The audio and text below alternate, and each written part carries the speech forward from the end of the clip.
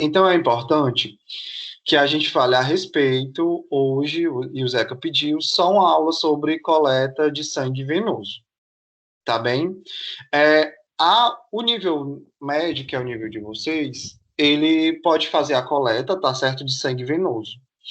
O técnico em análises clínicas, o auxiliar, ele não pode fazer a coleta de sangue arterial, tá certo? É uma dúvida que a gente vê.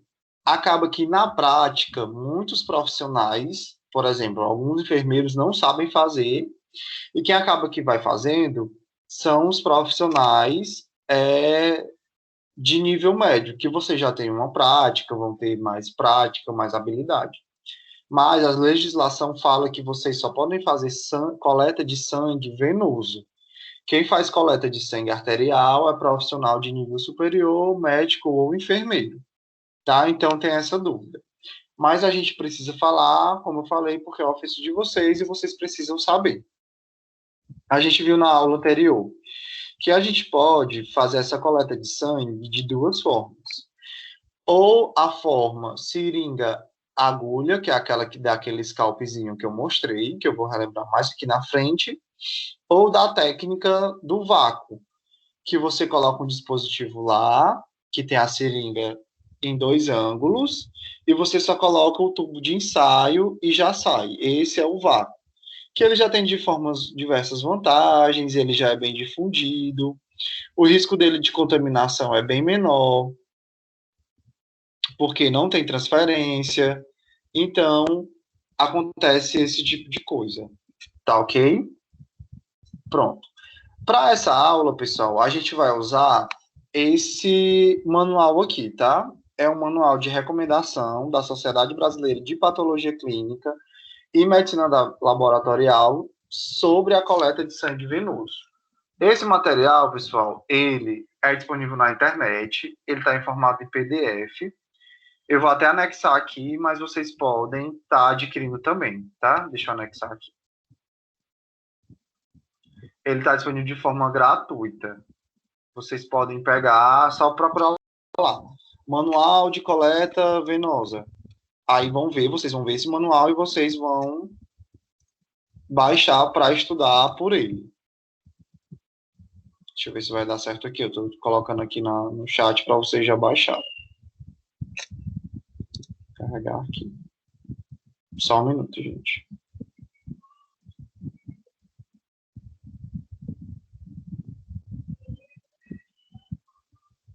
Tá carregando, tá? Então, vocês vão estudar essa aula sobre punção nele. Nesse manual, pessoal, eles dá diversas recomendações. Dá sobre como é as amostras que vocês vão aprender em outras disciplinas, que não é o foco da disciplina, né? Como você vai preparar a amostra, de que forma que você vai armazenar essa amostra, como você vai condicionar. Mas a gente vai querer mesmo a parte de recomendações da coleta em si. A partir da página 16, que é o que vai interessar para a gente, para nossa aprendizagem, para nossa prova, tá certo? Então, vocês podem ver a partir da página 16. Deixa eu só mandar aqui. A partir da página 16. Pronto. Pessoal, se vocês ouvirem algum barulho, perdoem, porque do lado do meu prédio é a praça aqui. Aí eu acho que tem muita criança uma hora dessa. Mas aí vocês me avisam se estiverem ouvindo, que eu interrompo, eu peço para fazer silêncio. Mas enfim. Então, a gente vai usar esse manual para respeito da aula de hoje, que vai ser só sobre. Deixa eu passar aqui.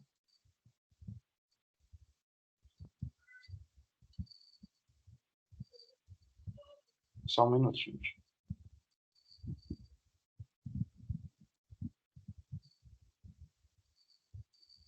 Só um minuto, tá chegando. Pronto, pessoal, é que ele fala dos procedimentos, tá? Ele fala das recomendações e a gente vai falar mesmo só sobre a punção venosa. Não esqueçam que veia é diferente de artéria. Na artéria a gente também tem sangue, mas ela é mais calibrosa e mais profunda. Então, e também o sangue que é transportado na artéria é um sangue rico em oxigênio. E o que é o sangue que é transportado na veia é um sangue rico em CO2 ou gás carbônico. E como eu falei, vocês fazem coleta de sangue venoso, que é aquele sangue para exames. Aí nós temos diversos tipos de exame. Nós vamos ter o hemograma, que vai servir para essa coleta. A gente vai ter TGO e TGP, que são enzimas do fígado.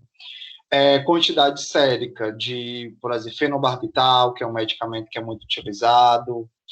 Toda a parte de bioquímica, também a gente vai, que é sódio, potássio, magnésio, também a gente pode ver através do sangue, tá bom? Através da punção venosa. Sorologias virais, por exemplo, sorologia para HIV, sífilis, hepatite B e C, também se faz através da coleta de sangue.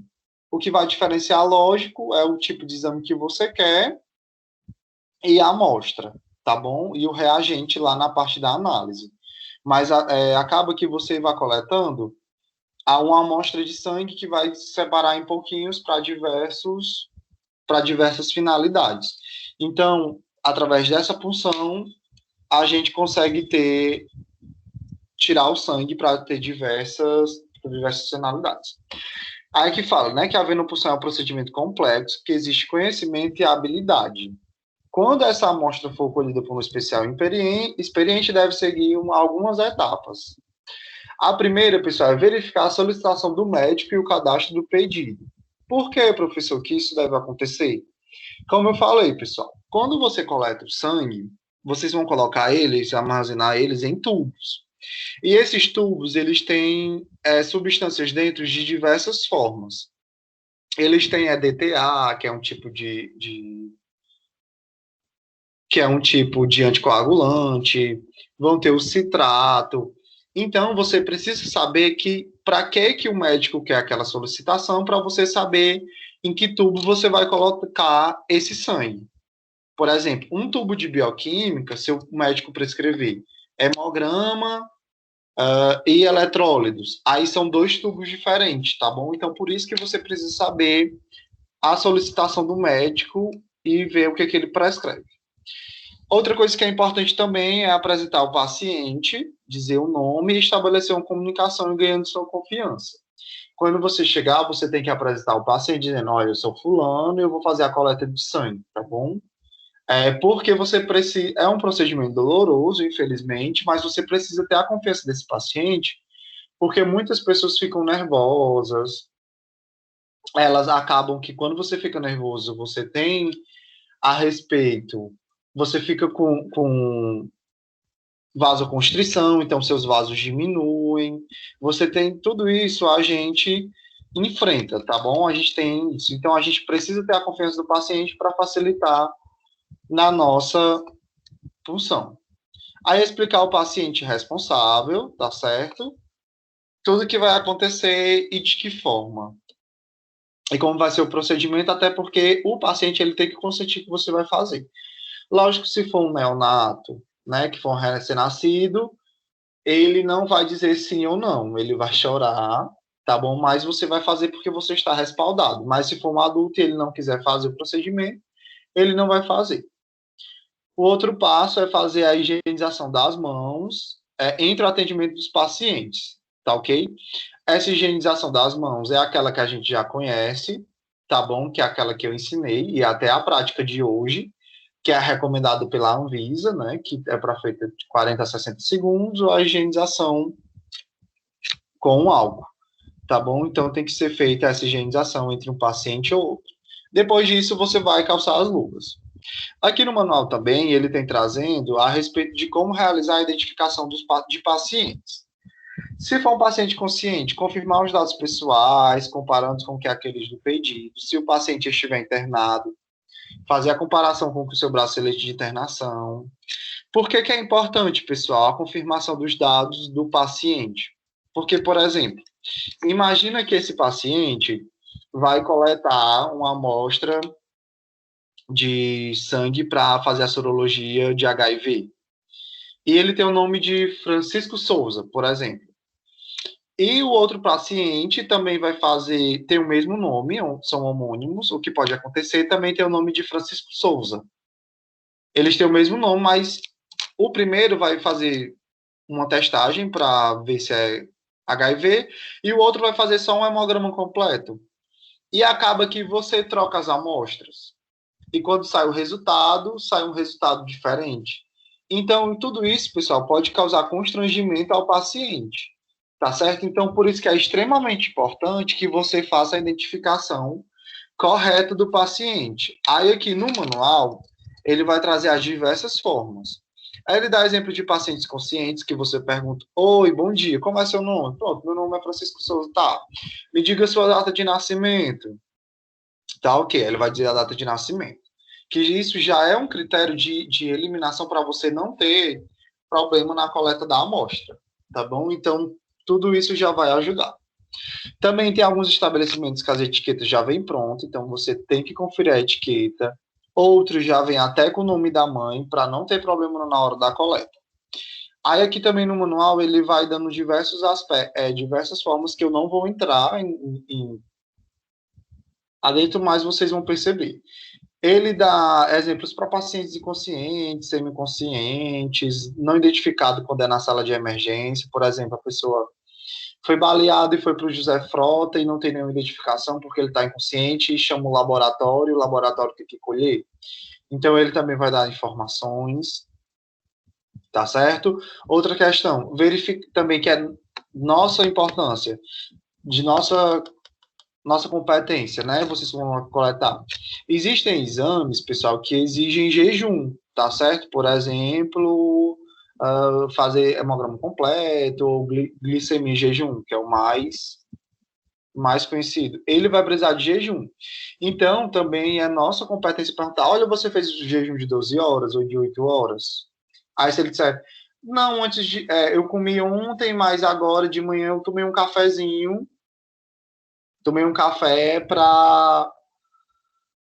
porque eu estava com fome. Então, ele já não vai poder fazer o exame porque ele quebrou esse jejum. Então, a gente pergunta até para evitar o desgaste desse paciente, que ele se submeta ao procedimento e também do exame que vai dar uma forma errada.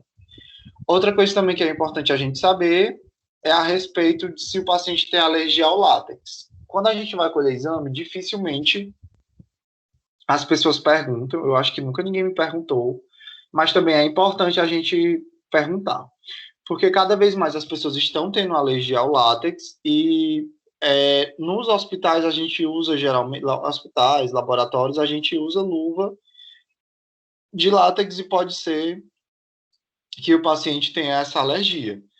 Então também é importante. E outra coisa, o garrote, eu não sei se vocês conhecem, que é aquele elástico que amarra no braço da pessoa, ele é látex. Então, se a pessoa tiver alergia ao látex, só no garrote, antes de coletar, ela já vai ter algum processo ali, tá bom?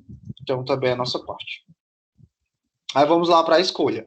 A gente sabe, pessoal, que a gente tem que escolher a veia que a gente vai funcionar, tá certo? Na aula passada, a colega questionou a respeito do filho dela, porque que não iam logo na mão, né? Iam logo na fossa anticubital. Pessoal, onde é a fossa anticubital? Alguém sabe me dizer? Me diga aí. Vocês estão muito calados hoje. Onde é que fica? Querem dizer não? Eu não sei, professor. Sabe não onde é a fossa anticubital? Pronto, eu vou já mostrar aqui para vocês. Peraí.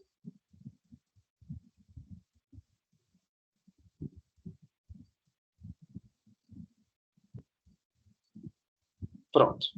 Pessoal, a gente pode coletar sangue basicamente em dois locais. Ou no arco da mão, no dorso da mão, que é esse aqui, tá certo? Que a gente tem várias vezes. O meu é ótimo, acho que não vai dar para ver. Não, dá para ver.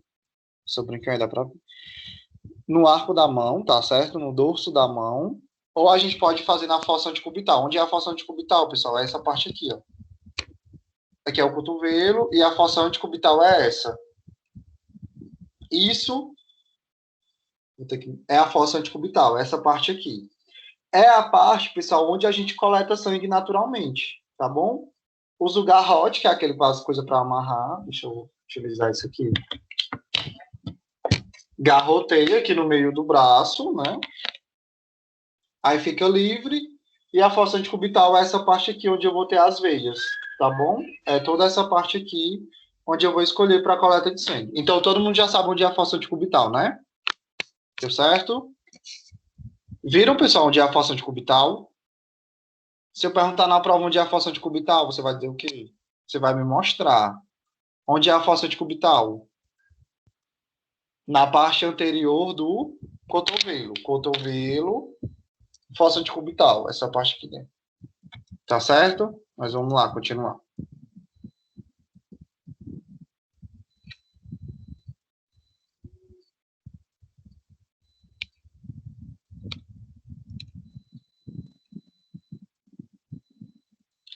Pronto. Aí a gente já sabe que os dois lugares que a gente vai palpar e visualizar vai ser o dorso da mão e a fossa anticubital, né? É uma parte vital para o diagnóstico, porque a gente vai visualizar e vai conseguir ver essa veia, tá certo? O local de preferência para as funções venosas, como eu já falei, é a fossa anticubital, tem o nome aqui dizendo, ó.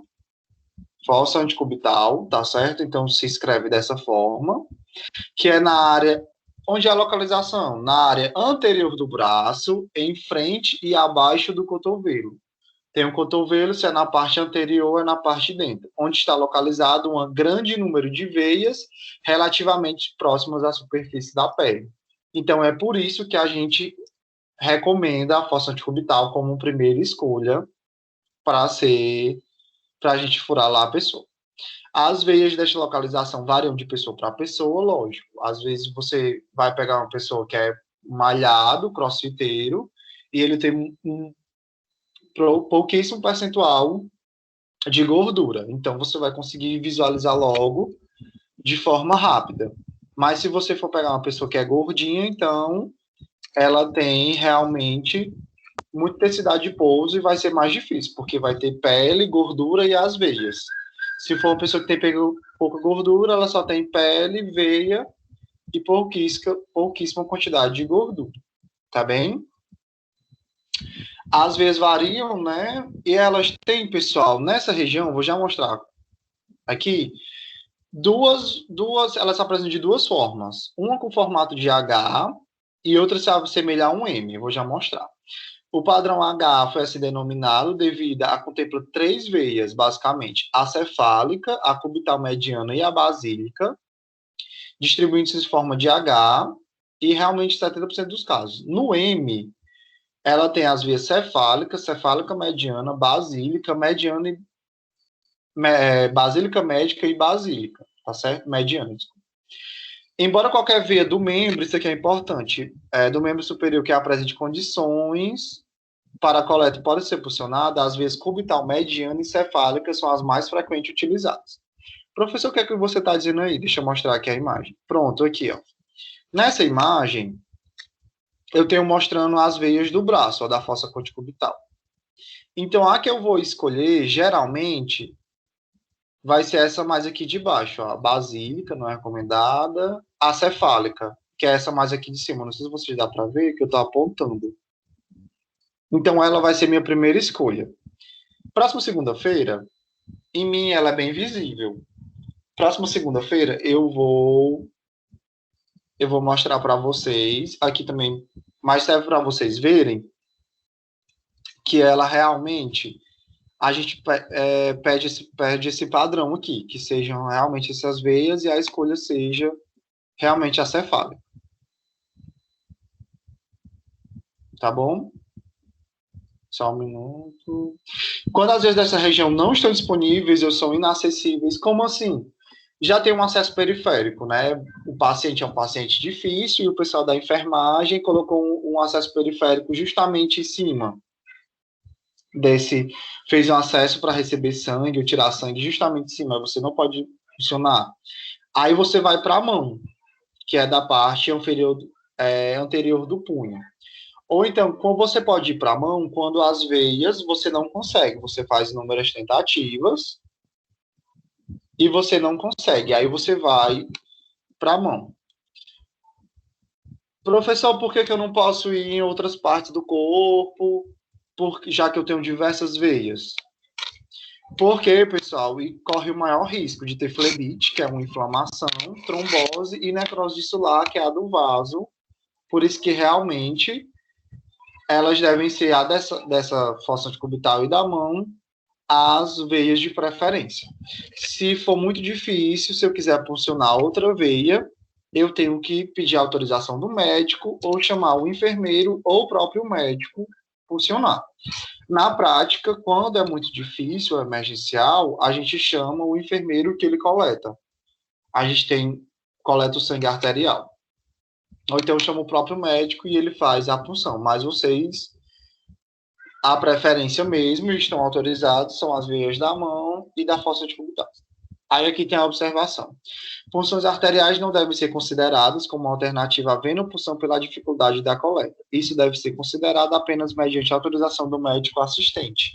Porque, como eu já falei, vocês não podem coletar sangue arterial, vocês só podem coletar sangue venoso. Aí ele fala aqui também que já o dorso da mão, que é o arco venoso, é mais recomendado por ser calibroso, porém a veia dorsal do metacarpo poderá ser puncionada, que são essas aqui, ó.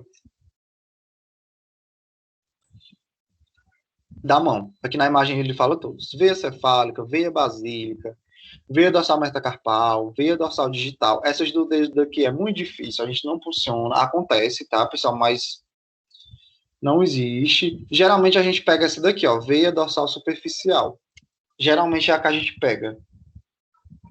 Ou então o arco venoso dorsal, que ela é bem mais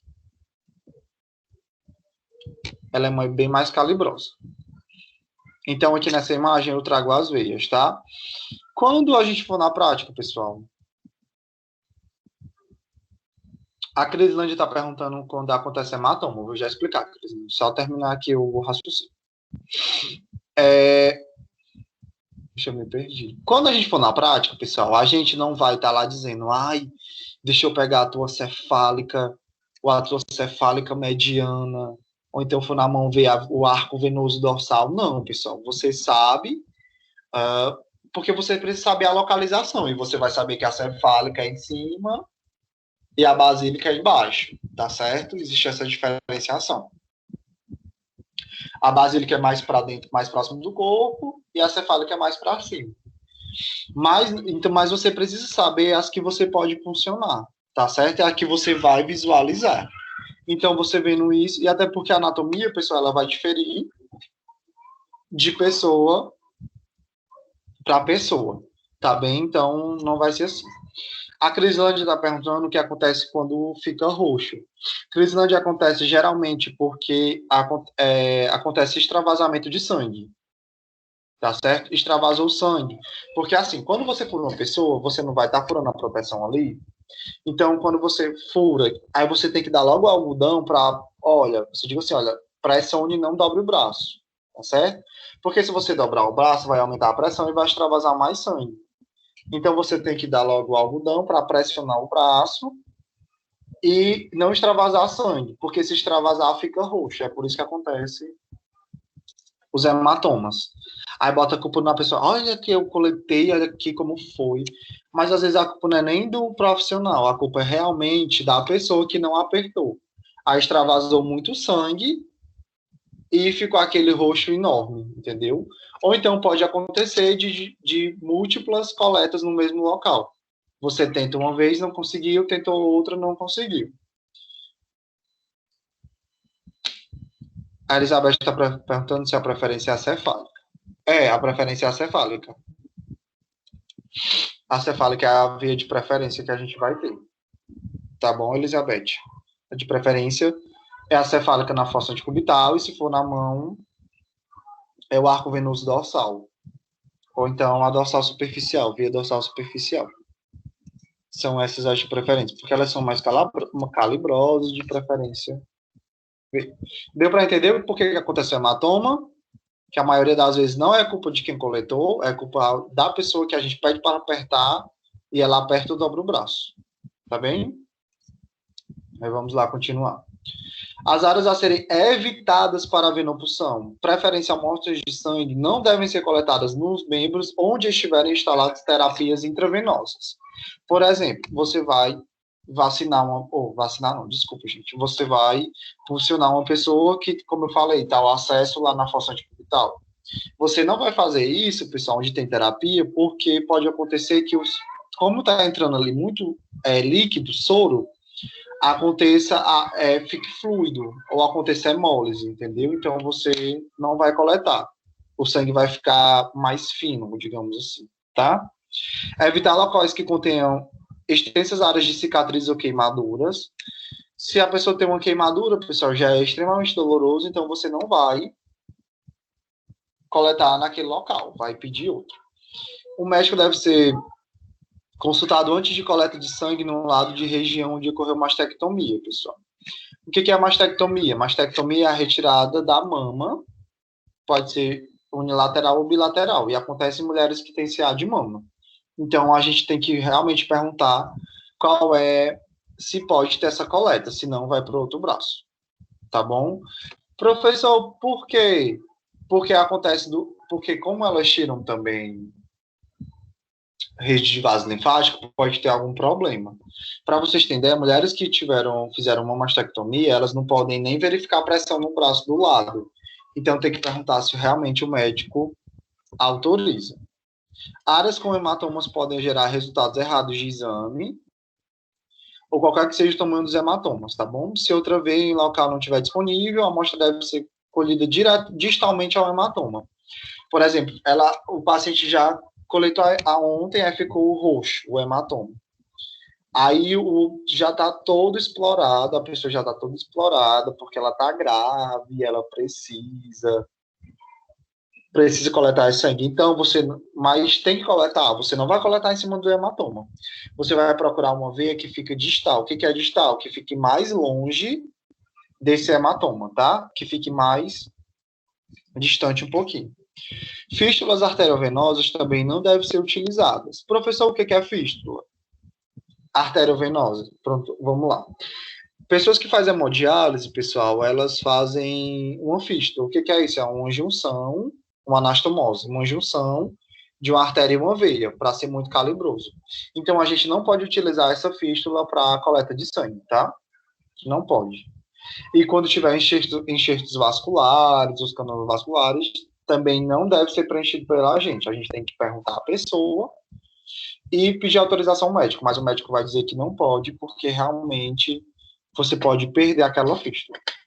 Evitar punções em veias trombosas, tá certo? Essas veias são pouco elásticas, assemelham-se a um cordão e têm paredes endurecidas. Pessoal, alguma dúvida até aqui?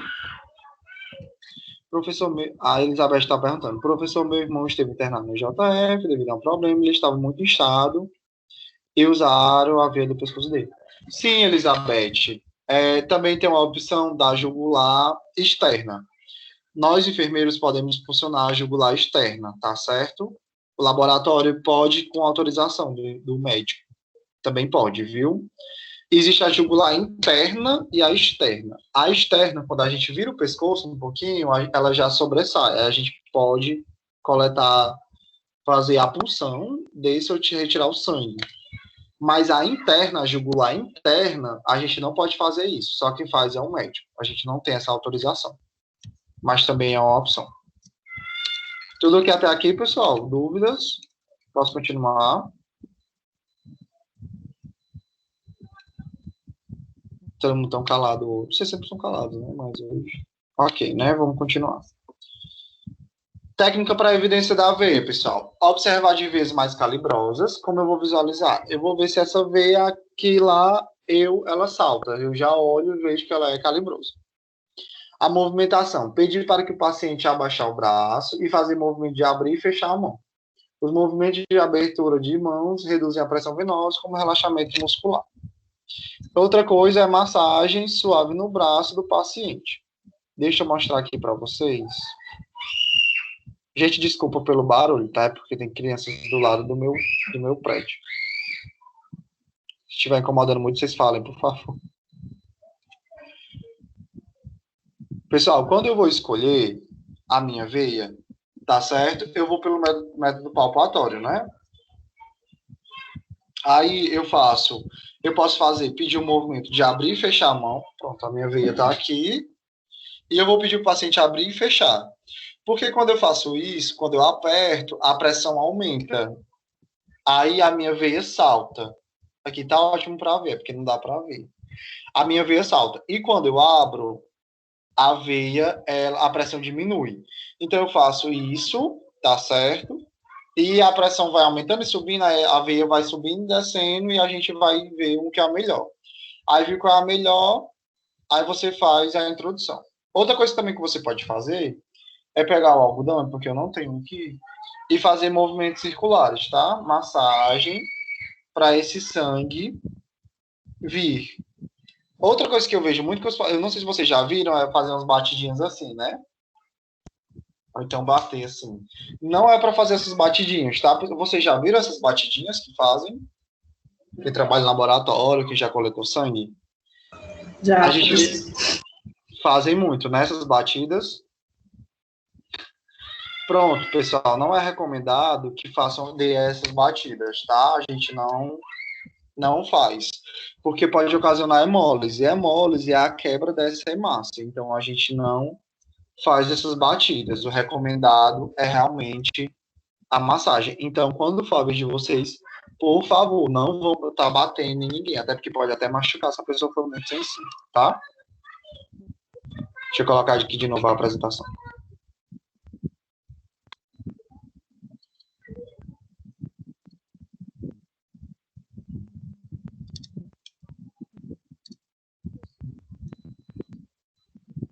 Pronto, vamos lá.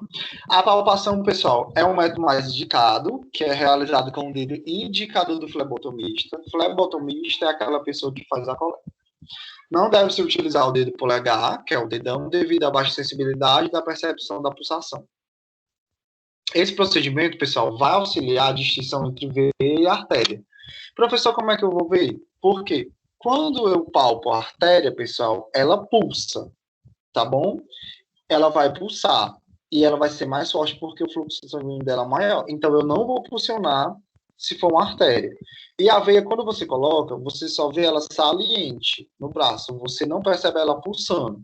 Então, o método da palpação é mais utilizado realmente para a gente ver a diferença entre a veia e a artéria. Aí pode ver, né, a fixação das veias com os dedos, caso não haja flacidez. Aí aqui, pessoal, é o top.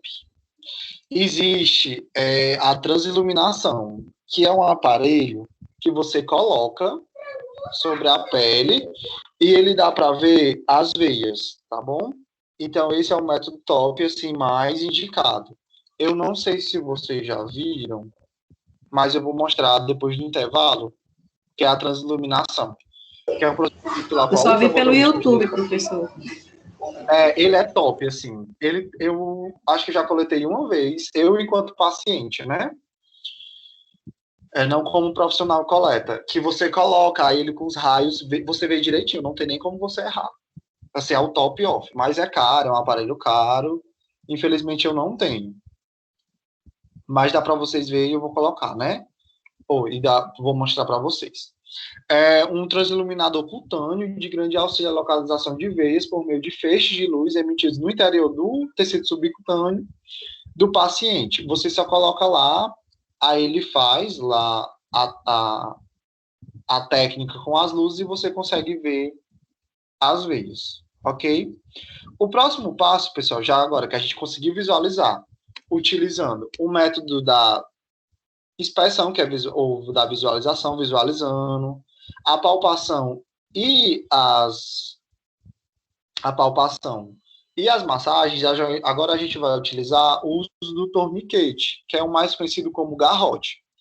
Esse torniquete, pessoal, é empregado para aumentar a pressão hidrovascular, o que facilita a palpação da veia e o preenchimento do tubo de coleta ou de seringa.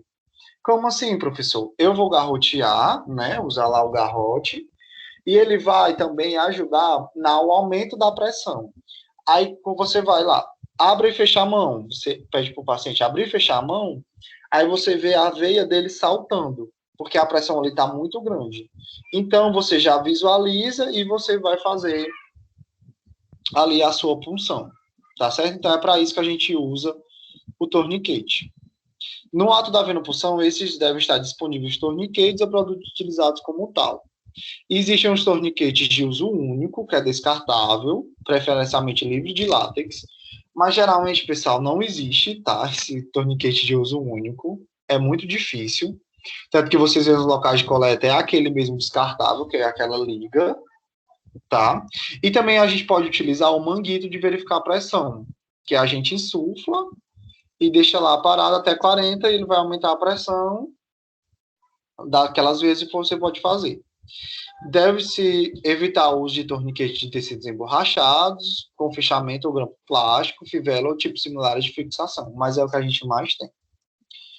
Caso o torniquete tenha látex em sua composição, deve-se perguntar ao paciente se ele tem alergia a esse componente. Como eu falei, é muito importante que a gente pergunte se o paciente tem alergia ao látex, tá bom? Os torniquetes devem ser descartados imediatamente quando forem contaminados com sangue ou fluidos corporais. Se isso acontecer, pessoal, se você só tem lá um torniquete, um garrote, você pelo menos, pessoal, vamos ter noção, vamos pelo menos limpar, né? Entra lá em contato com o sangue, não vai colocar logo no outro paciente, não. Você tem que pegar pelo menos o algodão com álcool e fazer essa limpeza de um paciente para outro. Ou coloca lá na desinfecção para limpar e não levar contaminação para ninguém, por favor. Aí as precauções. É muito importante fazer o uso adequado do torniquete, eu vou mostrar lá na figura. Quando a sua aplicação excede 1 minuto, pode correr êxtase no local. Então, você só tem que colocar o torniquete, pessoal, o garrote, quando você já tem noção da vez que você vai funcionar. Então, você vai colocar, e não vai ficar lá, pessoal, direto não, porque senão o braço do paciente vai ficar roxo, vai necrosar. Necrose é quando é pela deficiência de sangue ou nutrientes. Então, você não é para ficar lá olhando, não. Você vai colocar o garrote, palpar e já vai funcionar. Tá certo? Então, você não vai passar lá muito tempo, não, senão vai ter problema lá pelo uso do torniquete. Aqui na imagem, deixa eu dar o zoom, ele traz os torniquetes, ó, que é o garrote. Coloca aqui, ó, a gente tem nessa primeira figura, colocando o garrote, aqui na segunda, olha que o braço do paciente está bem na linha, né? Tá um pouquinho, tá reto e um pouquinho para baixo, tá bom? Tá bem reto e ele aqui tá com a mão, já vai fechar, para fazer movimentos de abrir e fechar. Aí eu vou visualizar, ó, o meu garrote, pessoal, eu devo colocar ele numa altura de 5 a 10 centímetros do local que eu vou funcionar. Então, vendo que a curvinha do braço é bem aqui, mas ele colocou numa altura mais acima, entendeu? Mas também você pode fazer a diferenciação mais para cima ou mais para baixo. Mas o ideal é que seja de 7 a 10 centímetros. Como eu vou fazer isso? Posicionar o braço do paciente, inclinando para baixo, a partir da altura do ombro, que foi aquela imagem que a gente visualizou. Vejam aqui, ó. Ele está um pouquinho reto, essa aqui. Está um pouquinho reto, mas está um pouquinho inclinado para baixo, tá? Então, é dessa forma que eu vou pedir que o paciente coloque o braço. Posicionar o torniquete com o laço para cima, a fim de evitar a contaminação na área da punção. Não aplicar no momento da seleção venosa, como eu já falei. A gente primeiro visualiza e depois coloca o torniquete, tá bom? Não fazer o procedimento lá de bater, não é correto, ninguém vai estar batendo, porque pode ocasionar hemólise, que é a quebra da hemácia. Então, você não vai bater, você vai palpar e fazer massagem. Se o torniquete for usado para a seleção preliminar da veia, gente, tem que utilizar. Aí o que é recomendado é que você faça a seleção da veia pelo torniquete e passe 2 minutos até utilizar o garrote de novo. Mas isso meio que não acontece na prática, tá bem? Então, a gente geralmente não tem esses 2 minutos, mas o correto é esperar 2 minutos. Mas você espera pelo menos 30 segundos a 1 minuto para utilizar de novo. Aí ele fala que o torniquete deve ser aplicado numa distância de 7,5 centímetros a 10 centímetros do local que vai ser pressionado. Não usar o garrote continuamente por mais de 1 minuto. Ao garrotear, pedir que o paciente feche a mão para evidenciar a veia, como eu falei, abrir e fechar, porque vai aumentar e diminuir a pressão da veia e ela vai soltar e vou visualizar.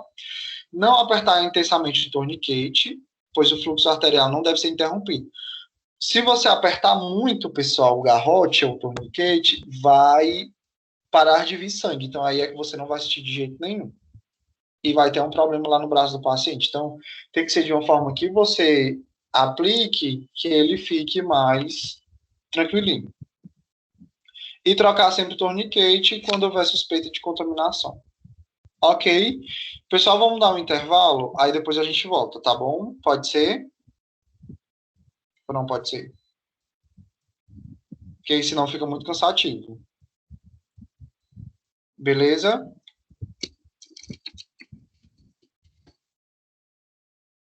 Pessoal que entrou atrasado,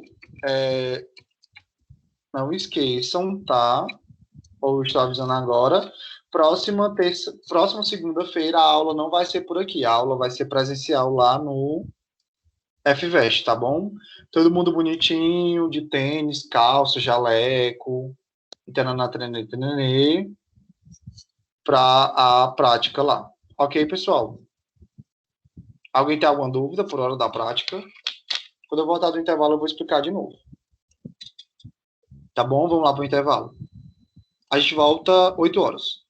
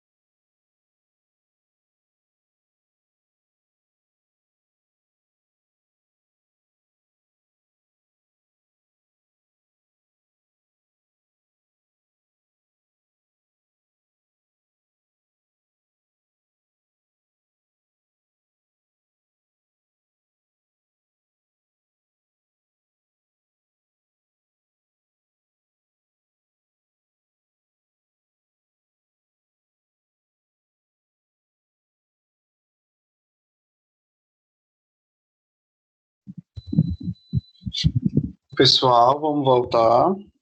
Todo mundo já comeu, fez o que tinha de fazer. Gente, vocês chegaram.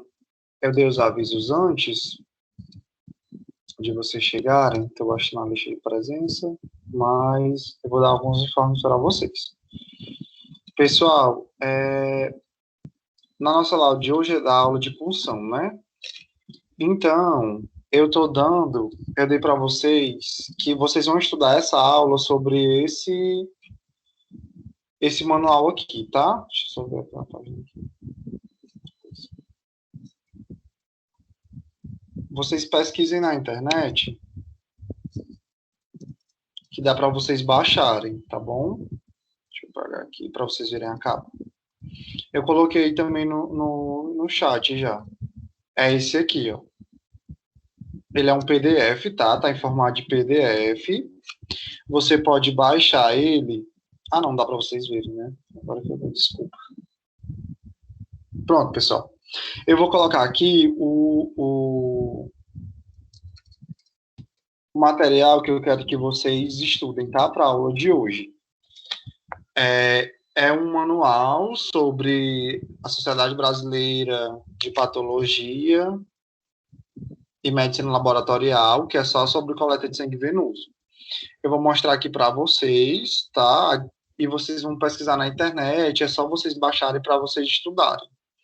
Lá nesse manual, tem diversas outras... Ah, tá aqui, eu tenho o meu impresso. Pronto, é esse daqui, ó.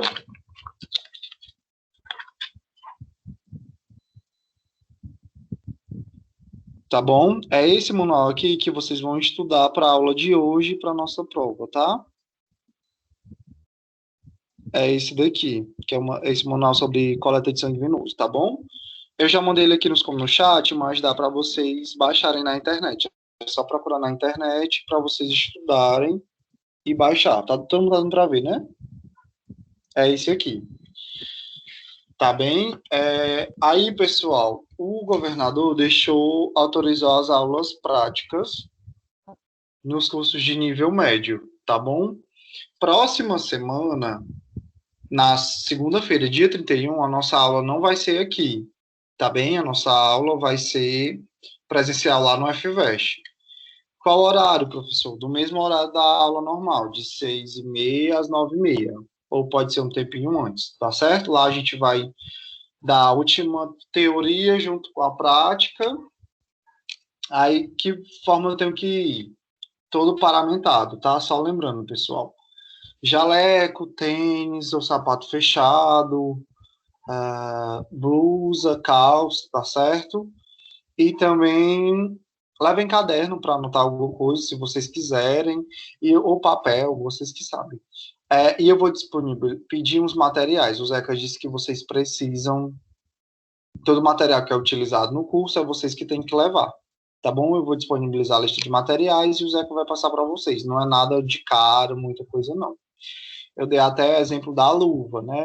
Uma caixa de luva vende 50 pares. Dá para a turma se dividir, comprar a caixa de luva. Ou então vocês podem conseguir, vocês que sabem como é que vocês fazem, tá bom? Então, dia 7 ou dia 31 é lá no FVEST. E dia 7, que vai ser o dia da nossa prova, que também é lá no FVEST. Eu conversei com o Zeca, ele disse que quem não quiser ir, não é obrigatório ir. Até porque a gente está no meio de uma pandemia, é complicado, né? Tem essas questões, mas a gente vai fazer os protocolos de segurança. Essa disciplina só tem 14 pacientes, olha. Só tem 14 alunos, mas a gente vai fazer, né, lá as duplinhas de 2, então são 7 duplas, a gente vai manter o distanciamento, tá bem? A gente vai fazer o distanciamento, a gente também vai ter álcool lá para limpar a mão, todo mundo de máscara, por favor, tá? Acho que poucos estão vacinados. Então a gente vai fazer, não vai aglomerar o mínimo possível, tá? Todo mundo de máscara sempre. E dia 7 é a nossa prova prática, tá bom? Nós não vamos ter aula de teoria de escrever, é uma prova prática, já que se trata de uma disciplina prática. Eu no dia 31 vou explicar. Alguma dúvida, pessoal, a respeito disso? Alguma ansiedade, alguma coisa que entrou depois? Querem compartilhar? Essa é a hora. Não, ninguém quer falar. Primeiro, estão me ouvindo? Espero que Sim. Mas o resto, tudo aqui, né? Ninguém tem dúvidas, não, tá? Pois vamos continuar.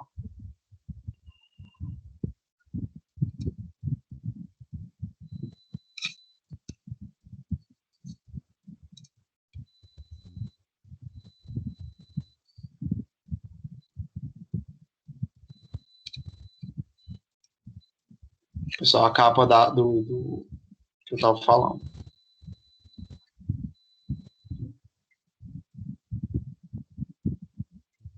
Vou passar aqui, a gente está na página 33.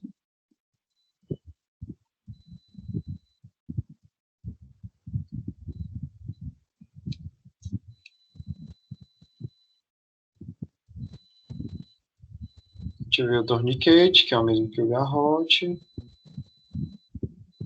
Como é que coloca o torniquete? Como a gente vai fazer o procedimento no paciente sentado, pessoal? Primeiro, pedir que o paciente se sente, né, numa cadeira confortável, própria. Recomendo que essa cadeira tenha um apoio, tá, pessoal? Aquele apoiozinho do braço e colocar o braço lá. Recomendo encostar na cadeira, a posição do braço do paciente seja levemente inclinado para baixo, como eu falei, não é estendido reto, tem que ser um pouquinho para baixo para melhorar o retorno venoso. E esse braço deve estar apoiado firmemente pelo descanso e o cotovelo não deve estar dobrado. Uma leve curva pode ser importante para a hiperextensão do braço. Quando estiver no leito, pedir ao paciente que ele coloque em uma posição confortável. Caso esteja em posição supina, ou um apoio adicional for necessário, colocá-lo em travesseiro debaixo do braço, que a amostra será supina, gente, é quando você está de barriga para cima, tá? Prona é quando você está de barriga para baixo. Posicionar o braço do paciente, inclinar levemente para baixo, estendido, formando a linha reta do ombro, como eu falei. Caso esteja em posição sempre sentada, o posicionamento do braço para a coleta deve ser relativamente mais fácil, também da mesma forma. Aqui, pessoal, ele fala da antisepsia, né? Que antes de você fazer a coleta de sangue, você tem que fazer a limpeza do local, que é a antisepsia. Aqui ele vem falando de diversos produtos, tá? Nesse manual, mas a gente fala mesmo desculpa, da antisepsia com álcool líquido a 70%. Coloca um pouquinho do álcool na gaze, o ideal é que seja gaze ou algodão, e coloque e você faça movimentos circulares, tá, pessoal? De dentro para fora. Não é de cima para baixo, nem de baixo para cima. São movimentos circulares de dentro para fora para fazer essa limpeza. Aí também aqui é falado para a higienização das mãos. Depois que a gente fez tudo aquilo, a gente vai higienizar a mão novamente nos 5 passos, da forma que a gente já aprendeu. Entre um paciente ou outro, a gente precisa fazer essa higienização das mãos, ou então fazer a fricção alcoólica com álcool a 70%, também é. O próximo procedimento é colocar as luvas, tá? A gente sabe, pessoal, e vocês vão ver muitas pessoas fazendo a coleta de sangue sem luvas. Não é recomendado porque você pode se contaminar e contaminar o paciente. Então, o que você pode fazer? Qual é o momento que pode não usar a luva? Quando você estiver fazendo a palpação, tá, pessoal? Se a pele do paciente estiver íntegra, você pode muito bem estar sem luva. Mas, se não tiver íntegra, tiver algum corte, é ideal que seja com luva. Aí, depois que você fez a palpação, viu que está lá, sentiu melhor, você pega e você calça a sua luva para fazer realmente a sua coleta de diversos materiais, como a gente já sabe colocar, né? Aqui ele mostra o procedimento de vestir as luvas e retirar as luvas. Primeiro eu tiro uma luva pegando da parte de dentro, aí eu enrolo a luva na minha mão e depois pego a outra usando a parte de fora, que é a que está contato com a minha pele. Aí aqui a antisepsia do local da punção, como eu falei, né? Para a preparação da pele, o uso do antisséptico é necessário. Dentre eles citamos o álcool isopropílico ou etílico, que é o que a gente mais conhece, a 70%. A gente vai pegar uma gase, umedecer o álcool e fazer em movimentos circulares. Aí é necessário, pessoal, que a gente permita a secagem desse local por 30 segundos, tá? Você faz a limpeza lá com álcool a 70%, espera secar em 30 segundos, depois que secou, que é geralmente 30 segundos, você faz a punção. Você não pode fazer a limpeza direta e fazer já a punção, porque pode ocasionar hemólise e vai arder também. Outro passo importante, pessoal. Depois que você fez a limpeza, você não deve assoprar a fim de que seque mais rápido. Não pode abanar e não pode colocar nada no local, porque se você faz a limpeza, digamos que lá está limpo. Digamos não, lá está limpo. E também você não pode tocar novamente. Sai, professor, mas eu quero ter a certeza. Então você colocar lá a sua mão, papar de novo, e você vai fazer a limpeza de novo. Aí fez a limpeza de novo, esperou secar 30 segundos, até que você faça novamente a punção. Ok? A gente sabe que a coleta ela pode ser feita de duas formas, tá bom? Ou na seringa agulha, ou de forma a vácuo. Isso vai ser... Quem vai dizer, pessoal, se vai ser a vácuo ou a seringa é a instituição, tá certo? É o que vai ser disponível na instituição. A seringa e a agulha é o mais disponível ultimamente, mas o vácuo é o mais top. Deixa eu colocar aqui para vocês a imagem. Tá aqui. Aqui é o dispositivo de seringa agulha, tá certo? Deixa eu ver se eu tenho um vácuo aqui para mostrar para vocês. Só um minuto. Não, eu não tenho o do vácuo. E o de coleta de vácuo, quem vai dizer se você vai... Os dois podem ser utilizados, mas quem vai dizer se você vai coletar a vácuo, como eu já falei, a vácuo, ou de outra coisa, vai ser o que está disponível lá na instituição. Deixa eu ver qual é a página aqui. A 38 tem a figurinha.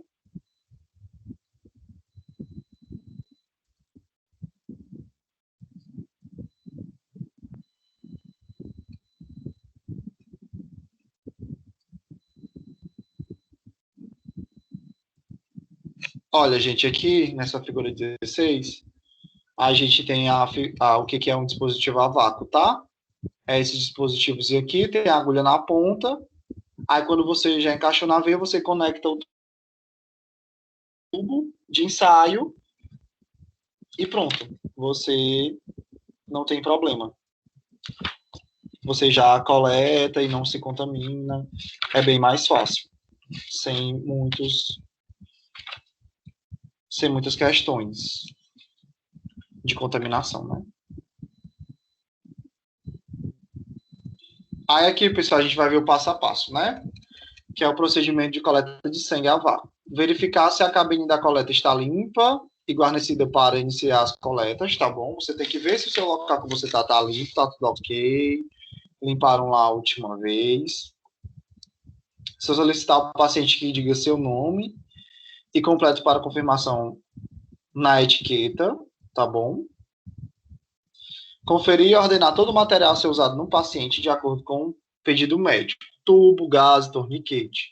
Essa identificação dos tubos deve ser feita na frente do paciente. É importante, gente, que toda vez que você for fazer uma punção, você esteja o material ali de prontidão, tá? Você tem que levar lá o tubo a vácuo, a seringa e a agulha do tamanho certo, o tubo que o médico lá pediu, próprio, como eu já falei, a gente tem diversos tipos de tubo, tá bom? O garrote ou torniquete, a gás e o álcool, que é para você não ter que estar direto se deslocando. Tá indo para um lado e para o outro. Então, você tem que já ter colocado lá o material separado. Informar o paciente como será o procedimento, abre o lacre da agulha de coleta múltipla de sangue a vácuo em frente ao paciente, tá? Tudo é estéreo, a gente não pode contaminar nada. Rosquear a agulha na dobra do sistema a vácuo. Aí, higienizar as mãos, calçar as luvas.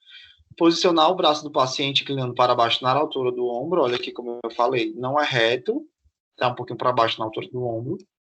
Se o torniquete for usado para a seleção preliminar da veia, como eu falei, a gente vai escolher a veia geralmente pela palpação e olhar. Mas se você está inseguro e você fizer o torniquete para ela subir, aí você pega, faz lá, usa o torniquete, tira o torniquete, tá bom? E espera de 1 a 2 minutos. Aí depois disso é que você vai utilizar o torniquete de novo. Fazer a inseminação do braço, garrotear o braço mais uma vez para soltar. Pedir que o paciente feche e abra a mão, retirar a proteção que recobre a agulha da coleta, fazer a punção num ângulo oblíquo de 30 graus, com o bisel da agulha voltado para cima. Eu não sei se vocês lembram da última aula, o bisel é a ponta da agulha, tá? É a pontinha da agulha. O buraquinho, tem um buraquinho o bisel para cima e no ângulo de 30 graus, como mostra aqui a imagem. Se necessário para melhor visualização da veia, esticar a pele com a outra mão. Inserir o primeiro, ó. Depois que ele tá o dispositivo a vácuo, pessoal, ele não é conectado a nada, ó. Tem só a agulha, aí ele seleciona a veia, introduziu. Aí ele vê que ela acertou, aí é que ele vai conectar. Deixa eu dar o zoom aqui. Aí aqui, pessoal, ele conecta os tubinhos, ó. Tá? Que aí tem um espaço de colocar o tubo e ele conecta o tubo. Quando começar o sangue a fluir para dentro do tubo, aí você vai desgarrotear o braço do paciente para pedir para que ele abra a mão. Isso é importante, pessoal, porque geralmente quando você garroteia, que você introduz lá o dispositivo a vácuo, aí você diz, mas não está vindo sangue. Lógico que não está vindo sangue, porque o braço está o quê? Garroteado. Então, que você viu que garroteou e veio sangue, refluiu sangue, você viu que está certo, aí você desgarroteia o braço que o fluxo de sangue vai aumentar. Aí você desgarroteou e o fluxo de sangue vem e vai encher os tubinhos. Realizar a troca dos tubos sucessivamente, né? Se for mais de um tubo, se forem múltiplas coletas. Homogeneizar imediatamente após a retirada de cada tubo, invertendo suavemente de 5 a 10 vezes. Quer fazer aquele movimento para cima e para baixo, para cima e para baixo. Após a retirada do último tubo, remover a agulha e fazer a compressão no local da punção com álcool ou gás a 70%. Aí aqui para evitar hematoma, existe a pressão no local, em geral de 1 a 2 minutos, evitando-se assim a formação de hematoma e sangramento, como eu falei. A gente só tem o extravasamento de sangue, ou a gente só tem o hematoma quando tem extravasamento de sangue. Se você aperta e deixa por 1 a 2 minutos, não vai ter aquele roxo, tá? É só você informar o paciente, dizer, olha, não dobre o braço, eu preciso que você segure aqui firme, de 1 a 2 minutos, depois você pode tirar e não vai ter hematoma. Se o paciente estiver em condições de fazer, ele orientá-lo adequadamente, como eu falei, para que pare de sangrar. Aí depois, descartar a agulha imediatamente após a sua remoção do braço, tá certo? Onde, pessoal, que eu vou descartar? No Descartex. Tá aqui, a gente mostra, ó. No Descartex, que é um local apropriado para seringa e agulha, tá bom? E depois eu vou fazer o curativo oclusivo no local. Aí, orientar o paciente a não dobrar o braço, não carregar peso ou bolsa, a tiracolo mesmo do lado da punção por no mínimo 1 hora. Isso daqui a gente não vê, as pessoas nem são orientadas, mas é recomendado isso. Verificar se há alguma pendência, certificar-se das condições gerais do paciente, se ele está tudo bem, se ele não desmaiou, se ele não ficou com vertigem. Colocar as amostras no local. Tudo bem. Aí tem aqui, ó. Passo a passo. Abrir a agulha e retirar da prótese transparente. Buscar a agulha do adaptador. Levar o dispositivo de segurança. Eu vou tentar conseguir lá no hospital para levar para vocês verem. Observar a questão do bisel. Ok? Aí aqui, pessoal, alguma dúvida até agora? Vocês estão muito calados hoje, mais do que nos outros dias. Estão com sono.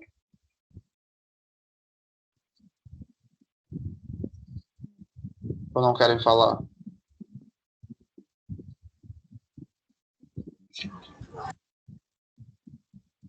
Alguém ligou o microfone. Mas, enfim, vamos lá. Aí agora o procedimento para coleta de sangue com seringa e agulha. Primeiro, verificar a cabine, né, de coleta, ver se está tudo o material ok. Solicitar ao paciente que diga o nome. Conferir e ordenar todo o material, como eu já falei que é importante a conferência. Informar o paciente como será realizado o procedimento. Abre a seringa e agulha na frente do paciente, como a gente também já aprendeu, que existe um canto próprio para abrir a minha seringa e agulha, porque ele é estéreo. Higienizar as mãos, calçar as luvas, posicionar o braço do paciente reto, não, inclinado um pouquinho para baixo. Se o torniquete for utilizado também, esperar 2 minutos, fazer a antisepsia com álcool a 70% e algodão ou gaze, garrotear o braço, retirar a proteção da agulha hipodérmica e fazer a punção. A diferença, pessoal, da punção com a seringa e agulha e do dispositivo a vácuo é realmente o dispositivo, tá? É realmente, se não, ó, mas é quase a mesma coisa, a seringa e o coisa da agulha. Então não diferencia muito, não. Trouxe aqui as imagens para vocês verem. Desgarrotear o braço. E a diferença, pessoal, é que quando é a vácuo, você não precisa fazer nenhuma força para aspirar. Você colocou lá e o próprio tubo já tem um vácuo e ele vai puxar o sangue a quantidade que ele quer. Quando é na seringa e agulha, é diferente. Por quê? Porque, pessoal, ele vai precisar que você não vai ter o vácuo, então você vai ter que aspirar com a seringa, tá? Você vai precisar fazer essa aspiração. Mas tem que ser de forma leve, tá? Ou de forma devagar, não precisa muito. Aspirar devagar o volume necessário, de acordo com a quantidade de sangue requerida na etiqueta dos tubos. Aspirar o sangue, evitando bolhas e espuma com agilidade, pois o processo de coagulação do organismo do paciente já foi ativado no momento da punção. Retirar a agulha do paciente, exercer pressão local, como a gente já falou, e ter cuidado, pessoal, com essa agulha, tá? Nesse momento, você tem que desprezar ela imediatamente no Descartex. Tá bom? Se ela tiver a trava de proteção, como é o ideal, também já coloca a trava de proteção e já coloca. Olha aqui, ó, nunca reencapar. É totalmente contraindicado perfurar a rolha do tubo, pois esse procedimento pode causar pulsão acidental, além de possibilidade de hemólise. A diferença também, pessoal, é porque quando você coleta a vácuo, ela vai direto no tubo. Quando você coleta seringa e agulha, você tem que transferir o sangue para o tubo. Então, isso pode ocasionar problema. Então, ó, aqui ele dá o exemplo de um transferidor, mas geralmente não é a realidade que a gente tem. Então, você tem que desconectar a agulha da seringa e colocar lá no tubo. Aí fazer o curativo e orientar o paciente. Ok?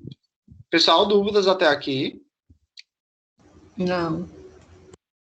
Tô dando calado. É a Mércia que falou. Não, foi a Elizabeth. Na aula de segunda, que eu estou muito entusiasmado por essa aula de segunda, é mais fácil a gente visualizar. Tá bem? E a gente vai treinar, tá, pessoal? Lá. Treinar onde, professor? Um no outro.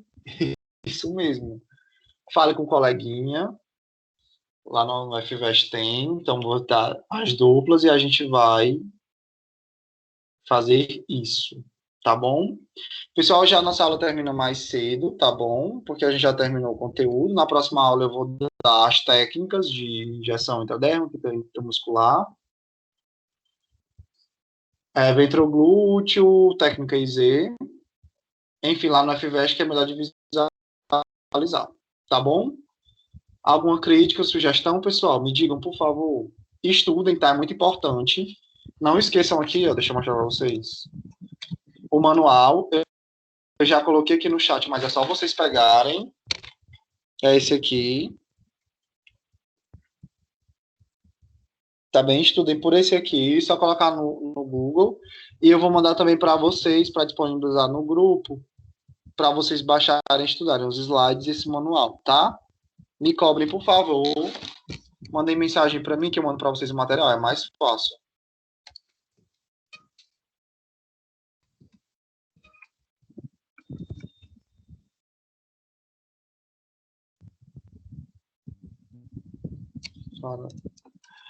Lucileide, o vídeo não era até sábado, não, era até hoje. Eu dei uma semana.